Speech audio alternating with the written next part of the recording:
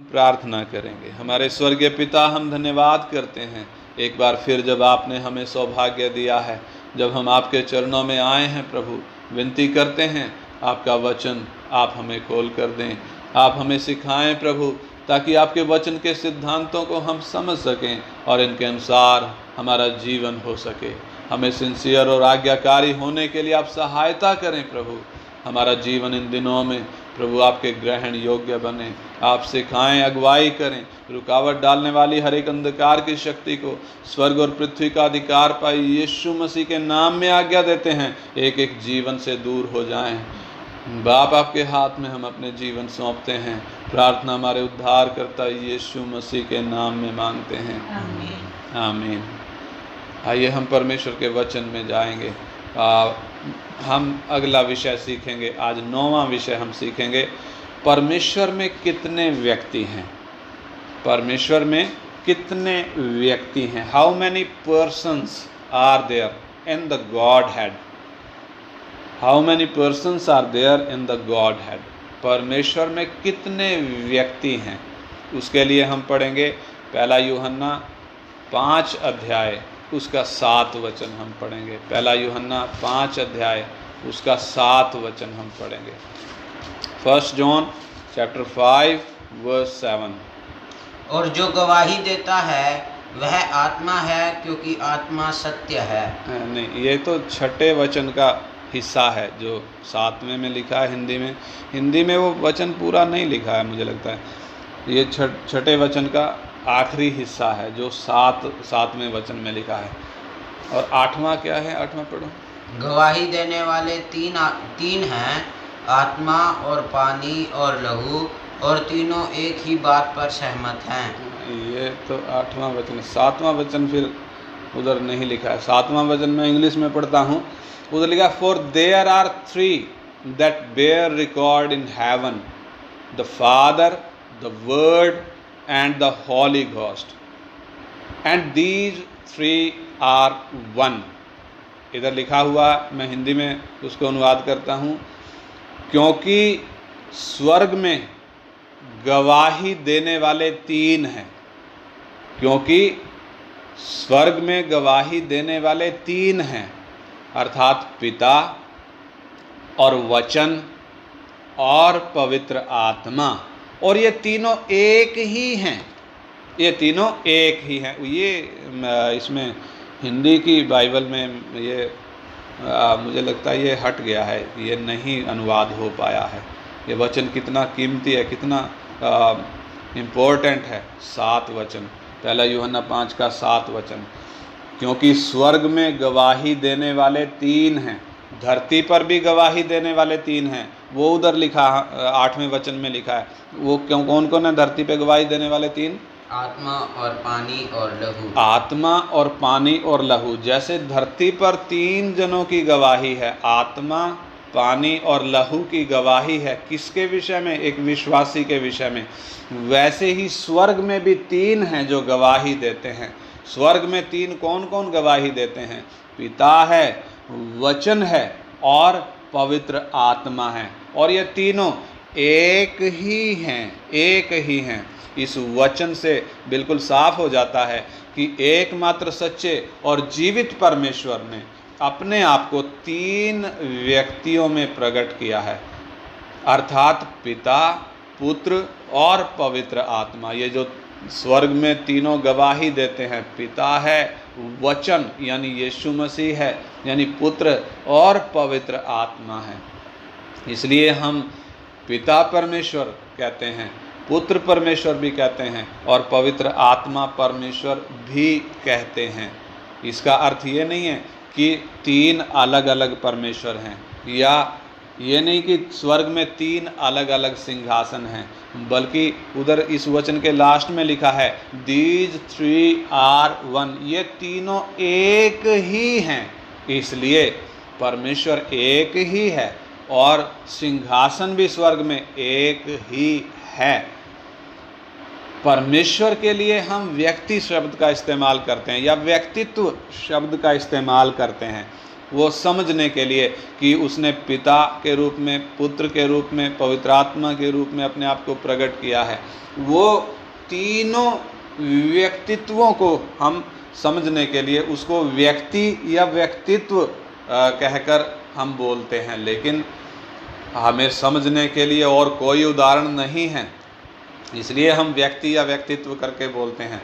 अगर देखा जाए तो परमेश्वर के लिए व्यक्ति या व्यक्तित्व शब्द का इस्तेमाल करना सही नहीं है, उचित नहीं है, लेकिन और कोई शब्द भी नहीं है जिससे हम इस उदाहरण को समझ सकें, इस बात को समझ सकें, इसलिए हम व्यक्ति या व्यक्तित्व शब्द इस्तेमाल कर लेते हैं। हम व्यक्ति क्यों बोलते हैं, परमेश्वर को व्यक्ति क्यों बोलते हैं? क्योंकि तीनों व्यक्तियों का काम, तीनों का काम, पिता, पुत्र और पवित्र आत्मा का काम बिल्कुल अलग अलग है, आपस में मिला जुला नहीं है।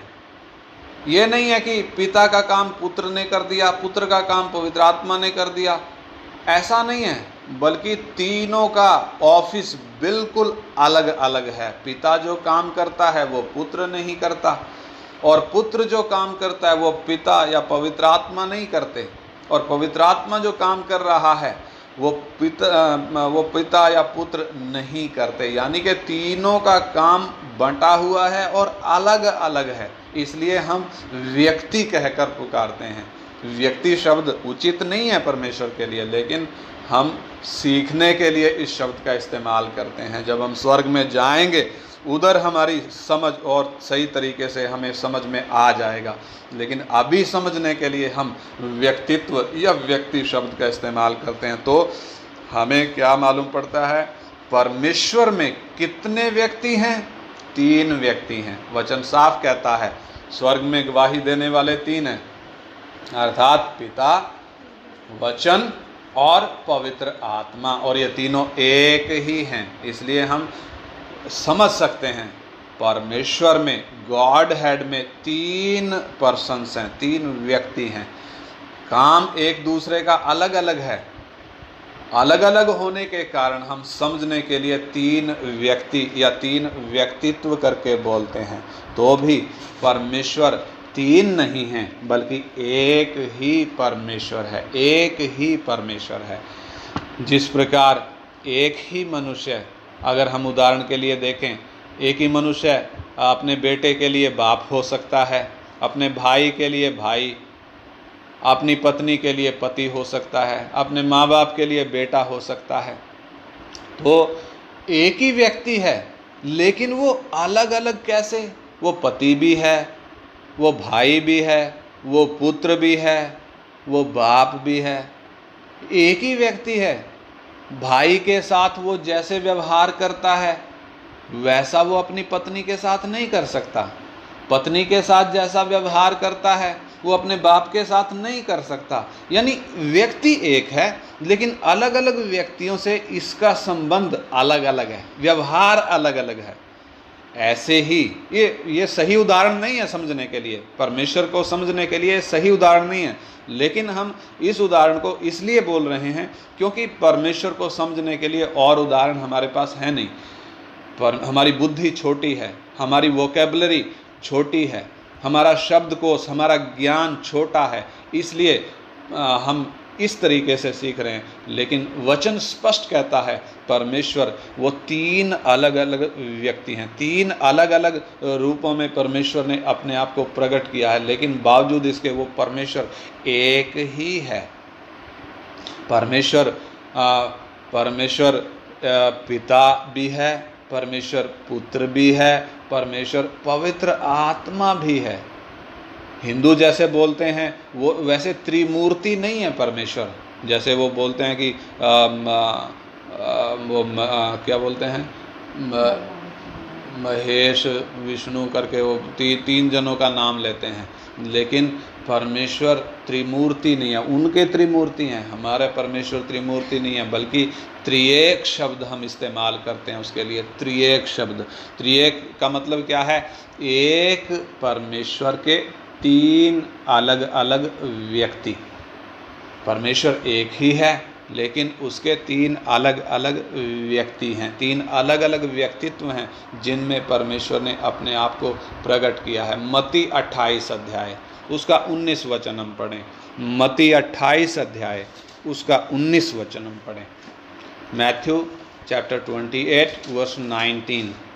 मत्ती 28 अध्याय का 19 वचन। इसलिए तुम जाओ, सब जातियों के लोगों को चेला बनाओ और उन्हें पिता और पुत्र और पवित्र आत्मा के नाम से बपतिस्मा दो। हाँ, इधर वचन बिल्कुल साफ कहता है, इसलिए तुम जाकर सब जातियों के लोगों को चेला बनाओ और उन्हें पिता और पुत्र और पवित्र आत्मा के नाम से बपतिस्मा दो। यानी पिता भी है, पुत्र भी है, पवित्र आत्मा भी। अब सवाल उठता है, बपतिस्मा यीशु के नाम में क्यों नहीं दे देते, या परमेश्वर के नाम में क्यों नहीं दे देते, बल्कि पिता, पुत्र और पवित्र आत्मा इन तीनों के नाम में क्यों बपतिस्मा देते हैं? बपतिस्मा इन तीनों के नाम में क्यों है? यदि हम मनुष्य की सृष्टि को देखें तो परमेश्वर ने जब मनुष्य को बनाया था, कैसे बनाया था? उधर उत्पत्ति 1:26 में लिखा है, फिर परमेश्वर ने कहा हम मनुष्य को अपने स्वरूप के अनुसार और अपनी समानता में बनाएं। परमेश्वर कहता है हम मनुष्य को अपने स्वरूप के अनुसार अपनी समानता में बनाएं। हम का मतलब परमेश्वर, मिखाइल, बाकी स्वर्गदूत मिलके नहीं बना रहे हैं। यानी परमेश्वर स्वर्गदूतों के साथ मिलकर मनुष्य को नहीं बना रहा है। हम का मतलब क्या है? परमेश्वर जब आदम की उत्पत्ति कर रहा है, जब उसको बना रहा है, मिट्टी जब हाथ में ले रहा है, तो परमेश्वर कमर कस रहा है। कमर क्या समझकर कस रहा है? कि ये मनुष्य, उसको मालूम है भविष्य ज्ञान में, परमेश्वर सर्वज्ञानी होने के कारण भविष्य ज्ञान में जानता है भविष्य में क्या होने वाला है। मनुष्य को बनाने से पहले उसने भविष्य ज्ञान में जान लिया ये गिरेगा, ये अनाज्ञाकारी होकर ये परमेश्वर से दूर हो जाएगा। इसलिए परमेश्वर को मालूम है मैं करूँगा क्या, मनुष्य के रूप में धरती पर आऊँगा करके, बलिदान होऊंगा करके परमेश्वर पहले से तैयार हो रहा है, और कीमत देकर वापस आ जाऊंगा करके, और फिर पवित्र आत्मा के रूप में इस मन फिराए हुए व्यक्ति को मैं करूंगा क्या, उसको अपने लिए तैयार करूंगा। यानी परमेश्वर पहले से ही वो सारा प्लान में उसने ले लिया है। जैसे हमसे कहता है ना, तुम्हारे सिर के सब बाल भी गिने हुए हैं। गिने हुए होने का मतलब उसने हमारे बालों को काउंट नहीं किया है, बल्कि हमारे जीवन में क्या क्या चीज़ की हमें ज़रूरत पड़ेगी परमेश्वर ने हिसाब में पहले ही ले लिया है। वैसे ही मनुष्य के उद्धार के लिए परमेश्वर को क्या क्या करना पड़ेगा, पिता के रूप में, पुत्र के रूप में, पवित्र आत्मा के रूप में अपने आप को प्रकट करना पड़ेगा करके उसने पहले से ही अपनी योजना में वो बातें शामिल कर ली हैं। इसलिए हम प्रकाशित वाक्य 13:8 में पढ़ते हैं, परमेश्वर का मेमना जगत की उत्पत्ति के समय से घात हुआ है। इसलिए 2 तिमोथी 1:9 में हम पढ़ते हैं, उसने हमारा उद्धार किया और हमें एक पवित्र बुलाहट से बुलाया, और ये हमारे कामों के अनुसार नहीं हुआ, बल्कि उसके अपने उद्देश्य और उस अनुग्रह के अनुसार हुआ जो उसने जगत की उत्पत्ति के समय से हम पर यीशु मसीह में कर दिया है। यानी हम पर जो अनुग्रह हुआ आज नहीं, जगत की उत्पत्ति के समय से परमेश्वर ने हमें देख लिया था।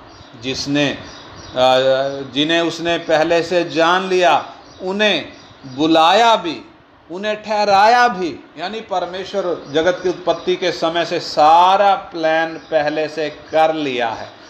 जब मनुष्य पाप में गिरा है तो परमेश्वर के लिए ये हैरान करने वाली घटना नहीं थी, हो ये अचानक क्या हो गया, ये अचानक कैसे गिर गया, ऐसा नहीं था परमेश्वर के लिए, बल्कि परमेश्वर भविष्य ज्ञान में सब कुछ जानता है। यह अचंबा करने वाली घटनाएं हमारे जीवन में आती हैं क्योंकि हमें मालूम नहीं होता कब क्या हो जाएगा, इसलिए हमें आश्चर्य होता है। हमें अचानक कोई घटना घटती है तो बहुत दुख भी होता है, आश्चर्य भी होता है, लेकिन परमेश्वर के लिए अचानक या आश्चर्य या अचंबा नाम का कोई शब्द परमेश्वर की डिक्शनरी में नहीं है, बल्कि वो ये सब परमेश्वर की योजना का हिस्सा है। इसलिए बपतिस्मा के समय भी पिता, पुत्र और पवित्र आत्मा के नाम में बपतिस्मा है, ताकि बपतिस्मा लेने वाला व्यक्ति अच्छे तरीके से समझ जाए कि मेरे उद्धार के काम को पूरा करने के लिए पिता, पुत्र और पवित्र आत्मा तीनों का काम बहुत बहुत जरूरी है, क्योंकि तीनों का काम अलग अलग है। इसलिए हम पिता, पुत्र और पवित्र आत्मा के नाम में बपतिस्मा लेते हैं और देते हैं। मत्ती 3 अध्याय उसका 16 और 17 वचन हम पढ़ें। मत्ती 3 अध्याय उसका 16 और 17 वचन हम पढ़ेंगे। 3 अध्याय 16 और 17 वचन। यीशु बपतिस्मा लेकर तुरंत पानी में से ऊपर आया, और देखो उसके लिए आकाश खुल गया, और उसने परमेश्वर के आत्मा को कबूतर के समान उतरते और अपने ऊपर आते देखा। और देखो यह आकाशवाणी हुई, यह मेरा प्रिय पुत्र है जिससे मैं अत्यंत प्रसन्न हूँ। हाँ, एक बार फिर इसको ध्यान से वचन को पढ़ते हैं। इधर लिखा है, यीशु बपतिस्मा लेकर तुरंत पानी में से ऊपर आया, पानी में डूबा, और फिर जब पानी से बाहर निकला तो क्या घटना घटी? देखो उसके लिए आकाश खुल गया, और उसने परमेश्वर के आत्मा को कबूतर के समान उतरते और अपने ऊपर आते देखा। और देखो जब आकाशवाणी हुई, यानी आकाश से आवाज आई कि ये मेरा प्रिय पुत्र है जिससे मैं अत्यंत प्रसन्न हूँ। यहाँ हम इस वचन में तीनों व्यक्तियों को देखते हैं। एक तो वो है जो पानी में डूबा और अभी ऊपर आया है, यानी पुत्र, यानी यीशु मसीह। और दूसरा वो है जो आकाश से बोल रहा है, आकाश से आवाज आ रही है, यानी पिता, जो कहता है ये मेरा प्रिय पुत्र है। वो आवाज जिससे मैं अत्यंत प्रसन्न हूँ, वो बोलने वाला कौन? पिता। और जो आत्मा कबूतर के समान उतर रहा है और इसके ऊपर ठहर रहा है, पुत्र के ऊपर जो आत्मा ठहर रहा है, वो कौन है? पवित्र आत्मा। यानी उधर पुत्र भी है, पवित्र आत्मा भी है, और उधर पर पिता भी है। तीनों व्यक्तियों को अलग अलग हम इधर देख सकते हैं। लेकिन यहाँ एक सवाल उठता है कि क्या प्रभु यीशु पर पवित्र आत्मा उस समय उतरा जब उसने बपतिस्मा लिया? उससे पहले पवित्र आत्मा उसके जीवन में नहीं था क्या? कुछ लोग ऐसा समझते हैं, जो कि वचन के अनुसार नहीं है। यीशु को दूसरा नाम इम्मानुएल भी दिया गया है। इम्मानुएल का मतलब है परमेश्वर हमारे साथ, यानी इम्मानुएल का मतलब पूरा मनुष्य और पूरा परमेश्वर। 100% मनुष्य है, उसी वक्त 100% परमेश्वर भी है। जब वो बपतिस्मा ले रहा है, वो तब भी इम्मानुएल ही है, तब भी 100% परमेश्वर है, 100% मनुष्य है। इसलिए उसे हमारी तरह पवित्र आत्मा की भरपूरी पाने की ज़रूरत नहीं है। हमें पवित्र आत्मा की भरपूरी पाने की ज़रूरत होती है। यीशु को पवित्र आत्मा की भरपूरी पाने की ज़रूरत नहीं थी। पवित्र आत्मा कबूतर के समान जो यीशु पर उतर रहा है, वो क्या दिखाता है? वो पहला यूहन्ना 1 अध्याय का 31, 32, 33 वचन जब हम पढ़ते हैं, उधर साफ लिखा है, यूहन्ना को पहचान नहीं है कि कौन है जो मसीहा है। उसको मालूम नहीं है वो मसीहा कौन है, उसको मालूम नहीं है कौन पवित्र आत्मा और आग से बपतिस्मा देगा। इसलिए परमेश्वर ने उसको सेवकाई में भेजने से पहले ये चिन्ह दिया था कि जिस पर तू आत्मा को उतरते देखेगा, कबूतर के समान उतरते देखेगा, समझ लेना वही है। और ये जो कबूतर यीशु पर उतरा है, ये यूहन्ना बपतिस्मा दाता के लिए एक चिन्ह है, ताकि वो इस चिन्ह के द्वारा इस मसीहा को पहचान सके। तो यहाँ साफ 3 व्यक्ति हम देख सकते हैं, पिता, पुत्र और पवित्र आत्मा। मनुष्य के उद्धार के लिए इन तीनों के कार्य की आवश्यकता है, इसलिए बपतिस्मा भी इन तीनों के नाम में होता है। और आशीर्वाद भी 2 कुरिन्थी 3 का 14 वचन जब हम पढ़ते हैं, 2 कुरिन्थी 3 का 14 वचन जब हम पढ़ते हैं, या हम प्रार्थना के बाद जब हम आशीर्वाद देते हैं, प्रभु का दास जब आशीर्वाद देता है तो उधर तीनों का नाम आता है।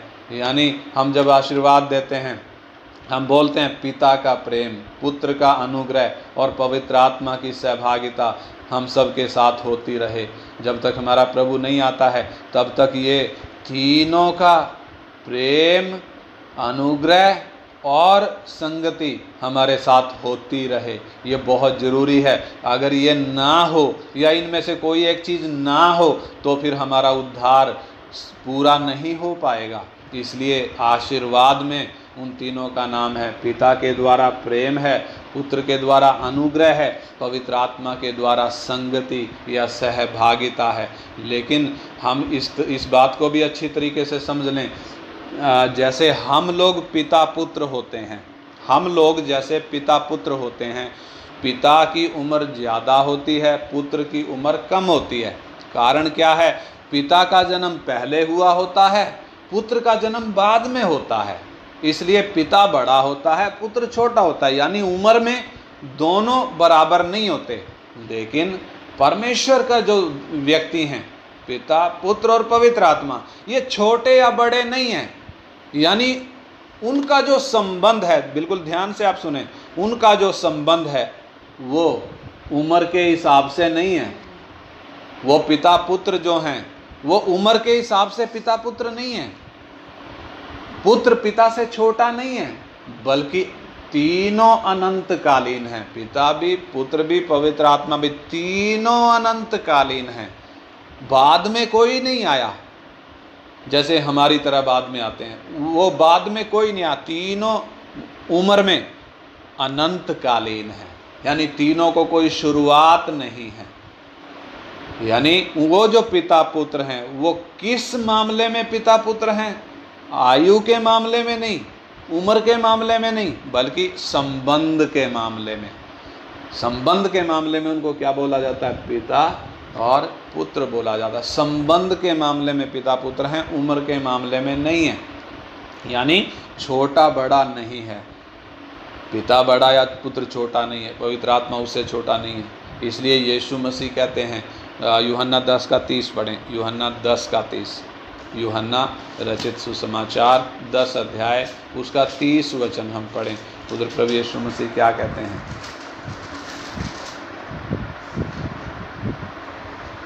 मैं और पिता एक हैं। हाँ, उधर जो बात लिखी है, कहता है मैं और पिता एक हैं।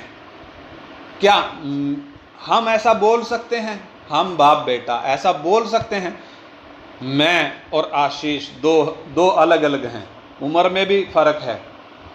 क्या ये बोल सकता है मैं और पिता एक हैं, मैं और मेरा पिता एक हैं करके बोल सकते हैं? हम नहीं बोल सकते। यीशु मसीह कैसे बोल रहा है ये बात? वो इनडायरेक्ट रूप से, इनडायरेक्ट मतलब परोक्ष रूप से, यानी कि वो थोड़ा दूसरे तरीके से दिखा रहा है। सीधे नहीं बोल रहा, थोड़ा घुमाकर बोल रहा है। क्या बोल रहा है? कि मैं और पिता अलग अलग नहीं हैं, बल्कि ये जो तुम्हारे सामने खड़ा है ये पिता खुद है। ये कौन? पिता। ये पिता खुद है। ये जो तुम्हारे सामने खड़ा है ना, ये खाली पुत्र नहीं है, ये पिता भी है, ये पवित्र आत्मा भी है। यानी ये जो तुम्हारे सामने खड़ा है ना, ये तीनों हैं। ऐसा नहीं है कि पिता स्वर्ग में है, पवित्र आत्मा भी स्वर्ग में और पुत्र इधर अकेला आ गया ना। ये तीनों अलग अलग व्यक्ति हैं, काम अलग अलग हैं, लेकिन ये तीनों एक ही हैं। हमने पहला यूहन्ना 5 का 7 में पढ़ा, स्वर्ग में गवाही देने वाले तीन हैं, पिता, वचन और पवित्र आत्मा, और ये तीनों एक ही हैं। यानी एक ही व्यक्ति का नाम है, एक ही व्यक्ति का नाम। यानी पुत्र, जैसे हम मनुष्य हैं, पुत्र भी है, एक ही व्यक्ति बाप भी है, एक ही व्यक्ति बेटा भी है, एक ही व्यक्ति भाई भी है, एक ही व्यक्ति पति भी है। अलग अलग रोल अदा कर रहा है। एक ही व्यक्ति 4 अलग अलग व्यक्तियों से अलग अलग व्यवहार कर रहा है। वैसे ही परमेश्वर एक होते हुए 3 रूपों में उसने अपने आप को प्रकट किया, 3 व्यक्तियों में प्रकट किया। इसलिए यीशु मसीह कहता है मैं और पिता अलग अलग नहीं है। उसका एक और बात प्रभु यीशु मसीह कहते हैं 14 अध्याय उसका 6 वचन से पढ़ें, 14 का 6 से 11। यीशु मसीह इस बात को और क्लियर करता है। यीशु ने उससे कहा, मार्ग और सत्य और जीवन मैं ही हूँ, बिना मेरे द्वारा कोई पिता के पास नहीं पहुँच सकता। यदि तुमने मुझे जाना होता तो मेरे पिता को भी जानते और अब उसे जानते हो और उसे देखा भी है। हाँ। फिलिपुस ने उससे कहा, हे प्रभु, पिता को हमें दिखा दे, हाँ। यही हमारे लिए बहुत है। हाँ। यीशु ने उससे कहा, हे फिलिपुस, मैं इतने दिन से तुम्हारे साथ हूँ और क्या तू मुझे नहीं जानता? जिसने मुझे देखा है उसने पिता को देखा है। हाँ। तो क्यों कहता है कि पिता को हमें दिखा? क्या तू विश्वास नहीं करता कि मैं पिता में हूँ और पिता मुझ में है? ये बातें जो मैं तुमसे कहता हूँ अपनी ओर से नहीं कहता, परंतु पिता मुझ में रहकर अपने काम करता है। मेरा विश्वास करो कि मैं पिता में हूँ और पिता मुझ में है, नहीं तो कामों ही के कारण मेरा विश्वास करो। यानी यीशु मसीह बिल्कुल साफ साफ बता रहा है, जब उनको कह रहा है कि मार्ग सत्य और जीवन मैं हूँ, बिना मेरे द्वारा कोई पिता के पास नहीं पहुँच सकता, जिसने मुझे देखा उसने पिता को देखा। अब फिलिपुस को लगा कि ये पिता पिता पिता करके बोलता है, अगर हमें पिता को हम देख लें तो हमारे सही बात समझ में आ जाएगी। इसलिए फिलिपुस कहता है, हे प्रभु, पिता को हमें दिखा दे, यही हमारे लिए बहुत है। प्रभु यीशु मसीह क्या जवाब देते हैं, हे फिलिपुस, मैं इतने दिनों से तुम्हारे साथ हूँ, फिर भी क्या तू मुझे नहीं जानता? जिसने मुझे देखा है उसने पिता को देखा है। यानी ये जो यीशु मसीह मनुष्य के शरीर में होकर उनके सामने खड़ा था, ये 3 में से एक नहीं है, 3 में से एक नहीं है। ये 3 स्वर्ग 2 स्वर्ग में छोड़ आया है और एक इधर आया है करके ऐसा नहीं है।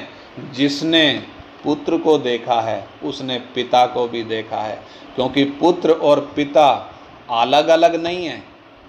जब हम पिता परमेश्वर कहते हैं तो वो पिता परमेश्वर में तीनों व्यक्ति हैं, पिता भी है, पुत्र भी है, पवित्र आत्मा भी है, लेकिन पिता प्रगट में है। जब हम पुत्र परमेश्वर कहते हैं तब वो तीनों व्यक्ति साथ ही हैं, लेकिन पुत्र प्रगट में है। जब हम पवित्र आत्मा परमेश्वर कहते हैं, जैसे अभी हम पवित्र आत्मा का मंदिर हैं, पवित्र आत्मा मतलब तीसरा परमेश्वर नहीं, बल्कि परमेश्वर खुद है। परमेश्वर खुद है और पवित्र आत्मा प्रकट है। यानी 3 अलग अलग व्यक्ति अलग अलग नहीं होते हैं, बल्कि एक ही समय में तीनों साथ रहते हैं। इसलिए यीशु मसीह कहता है, जिसने मुझे देखा है उसने पिता को देखा है। फिर तू क्यों कहता है कि पिता को हमें दिखा? क्या तू विश्वास नहीं करता कि मैं पिता में हूँ और पिता मुझ में है? यानी बिल्कुल साफ साफ प्रभु बताता है, सिर्फ समझने की बात है। बुद्धि लगाकर हम समझ नहीं सकते। ये विषय इंसान अपनी बुद्धि से समझ नहीं सकता जब तक परमेश्वर का आत्मा इस विषय को ना समझाए। इसलिए अगर हम बुद्धि से समझने की कोशिश करते हैं तो ये हमारे ऊपर से निकल जाएगा, लेकिन यदि हम पवित्र आत्मा की सहायता से सीखते हैं, ये हमारे हृदय में बस जाएगा, ये बात हमारे समझ में सही सही आ जाएगी। जब हम इस पवित्र आत्मा के द्वारा इस बात को समझ लेते हैं, तब हम सही तरीके से समझ पाते हैं। तो इधर सवाल उठता है, प्रभु यीशु मसीह ने सीधे सीधे क्यों नहीं बोल दिया? इनडायरेक्टली क्यों कह रहा है कि मैं पिता में हूँ, पिता मुझ में है, मैं और पिता एक हैं?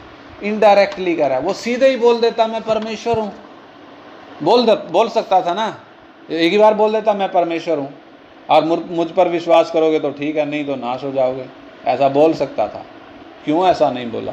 कभी परमेश्वर का पुत्र, कभी मनुष्य का पुत्र, ऐसा करके क्यों यीशु ने दावा नहीं किया? एक बार भी दावा नहीं किया कि मैं परमेश्वर हूं। पिछले दिन एक मुसलमान भाई मेरे से टक्कर मार रहा था, कह रहा कि बताओ यीशु ने कहाँ बोला कि मैं परमेश्वर हूं। यीशु को ये बोलने की जरूरत क्यों नहीं पड़ी? यीशु मसीह को ये बोलने की जरूरत क्यों नहीं पड़ी कि मैं परमेश्वर हूं? उसके पीछे का कारण आप समझना। पहला कुरिन्थी 18 से 31 तक आप पढ़ना। पहला कुरिन्थी 18 से 31 पढ़ना उस बात को, अभी टाइम नहीं है। पहला कुरिन्थी 1 अध्याय उसका 18 से 31 पढ़ना। किस प्रकार क्रूस का प्रचार नाश होने वालों के निकट मूर्खता है, और परमेश्वर ने जगत में से मूर्खों को, तुच्छों को, उनको चुन लिया जो कुछ हैं ही नहीं, जो निर्बल हैं, उन पात्रों को चुन लिया जो मूर्ख हैं, जो कुछ गिने नहीं जाते, जो कुलीन नहीं बुलाए गए, ज्ञानवान नहीं बुलाए गए, बल्कि परमेश्वर ने मूर्खों को क्यों चुन लिया? ताकि जो अपने आप में कुछ बनते हैं, बोलते हैं हम धनी हैं, हम ज्ञानी हैं, हम बलवंत हैं, हम राजा हैं, हम ये हैं, हम वो हैं, जो वो बोलते हैं ना, उनको नीचा करने के लिए, उनको ज्ञान सिखाने के लिए परमेश्वर ने किया क्या है? क्रूस की मूर्खता के द्वारा अपने सत्य को प्रकट किया है।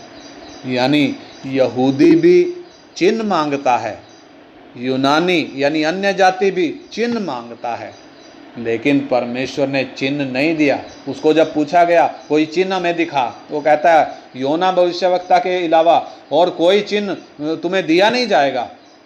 वो चिन्ह क्यों नहीं दे रहा? क्यों नहीं बोल रहा कि मैं परमेश्वर हूँ? वो बोल सकता था, लेकिन क्यों नहीं बोला? क्यों उसने नहीं बोला? ये एक बड़ा भेद है जो परमेश्वर ने छिपाया हुआ है। यानी ये व्यक्ति यीशु मसीह जो बोलता है अपने आप को, लोगों को ये बड़ाई दिखता है, तरखान दिखता है, लोगों को ये यूसुफ का और मरियम का बेटा दिखता है, लोगों को ये एक श्रापित व्यक्ति दिखता है जिसने क्रूस पर से अपने आप को जो बचा नहीं पाया, जो अपने को ही बचा नहीं पाया, वो और किसको कैसे बचाएगा करके लोगों की सोच वो है। लेकिन परमेश्वर ने इस क्रूस के प्रचार के द्वारा जब मेरी और आपकी सोच को खोल दिया, मेरी और आपकी आँखों को खोल दिया, मेरी और आपकी बुद्धि को जब खोल दिया, तब ये तरखान जो कल तक तरखान था, हमें कौन दिखने लग गया? ये परमेश्वर दिखने लग गया, ये परमेश्वर की सामर्थ दिखने लग गया, ये परमेश्वर का ज्ञान दिखने लग गया, जिसके द्वारा हम अयोग्यों के जीवन से परमेश्वर अपने ज्ञान को और अपनी सामर्थ को प्रकट करता है। दुनिया के लिए वो श्रापित व्यक्ति हो सकता है, लेकिन मेरे और आपके लिए वो यूसुफ और मरियम का बेटा नहीं, वो तरखान नहीं, वो कोई एक मनुष्य नहीं है, कोई श्रापित व्यक्ति नहीं है जिसको क्रूस पर टांग दिया और अपने आप को नहीं बचा पाया। ऐसी सोच वाली दुनिया में से परमेश्वर ने मुझे और आपको चुना है, ताकि अपने ज्ञान और सामर्थ को वो हमारे द्वारा प्रकट कर सके। दुनिया के ज्ञानियों की सोच जब ऐसी है, तब उसने हमें जब चुना है, हम यीशु मसीह को कैसे देखते हैं?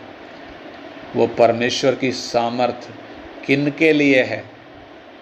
क्रूस का प्रचार जहाँ नाश होने वालों के लिए मूर्खता है, लेकिन उद्धार पाने वालों के लिए वो परमेश्वर की सामर्थ है।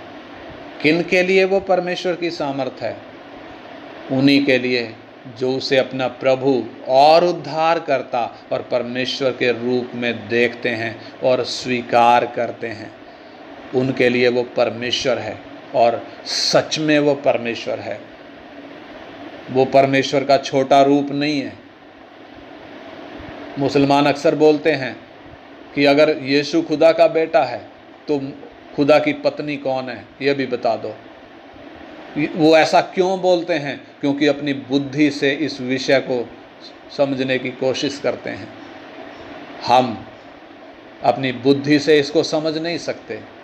परमेश्वर का आत्मा जब इस विषय को खोलता है, तभी हमारे समझ में आता है। तभी क्रूस का प्रचार नाश होने वालों के लिए जो मूर्खता है, हम उद्धार पाने वालों के लिए परमेश्वर की सामर्थ और ज्ञान बन जाता है। यानी हम जो मूर्ख, तुच्छ और कमज़ोर व्यक्ति परमेश्वर ने चुने हैं, जगत में से अलग किए हैं, इसलिए कि परमेश्वर अपने ज्ञान को, अपनी सामर्थ को, अपने बल को हम अयोग्यों के द्वारा दुनिया पर प्रकट करें। आइए हम प्रार्थना करें। इन वचनों को विचार करते हुए परमेश्वर ने मुझे चुना है। परमेश्वर ने अपने आप को 3 व्यक्तियों में प्रकट किया है और क्रूस के द्वारा जब वो सच्चाई मुझ तक पहुंची है, उस यीशु को मैं देखता कैसे हूँ। दुनिया उसको एक श्रापित व्यक्ति करके देखती है, एक तरखान करके देखती है। यहूदी भी उसको पहचान नहीं पाए, ठोकर खा गए, क्योंकि उसको वो एक मनुष्य से बढ़कर नहीं देखते थे। लेकिन जितनों ने उसे सही तरीके से देखा, वो कहते हैं, हे प्रभु हम किसके पास जाएं? जीवन की बातें तो तेरे ही पास हैं। एक और कहता है, नतनएल कहता है, अगर परमेश्वर तेरे साथ ना हो तो तू ये काम नहीं कर सकता। यानी कईयों ने उसको पहचान लिया था। मैं और आप उसे क्या सही तरीके से पहचान पाए हैं? वो पुत्र है या परमेश्वर है? हम यीशु को कैसे समझते हैं? बहुत से ईसाई लोग, बहुत से मसीही लोग यीशु को परमेश्वर का पुत्र करके समझते हैं। क्या यीशु परमेश्वर का पुत्र है या परमेश्वर खुद है? वो परमेश्वर का पुत्र नहीं है, वो परमेश्वर खुद है।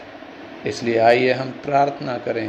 परमेश्वर ने जब मुझ अयोग्य को जगत में से चुना है, परमेश्वर अपने ज्ञान को, परमेश्वर अपनी सामर्थ को मुझ अयोग्य के द्वारा प्रकट करे।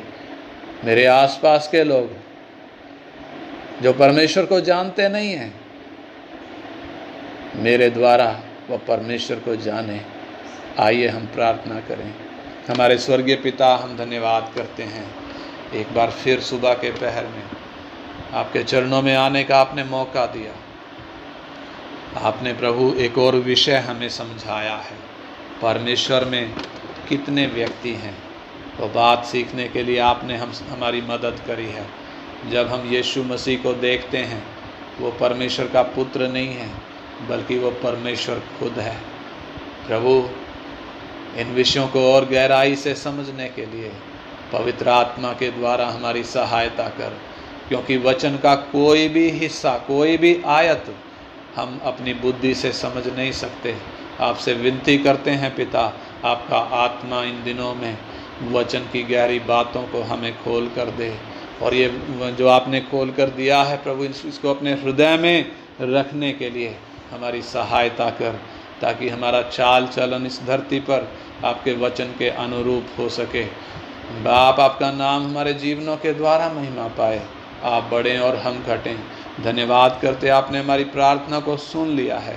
धन्यवाद के साथ यीशु मसीह के पवित्र और समर्थी नाम में मांगते हैं, आमीन।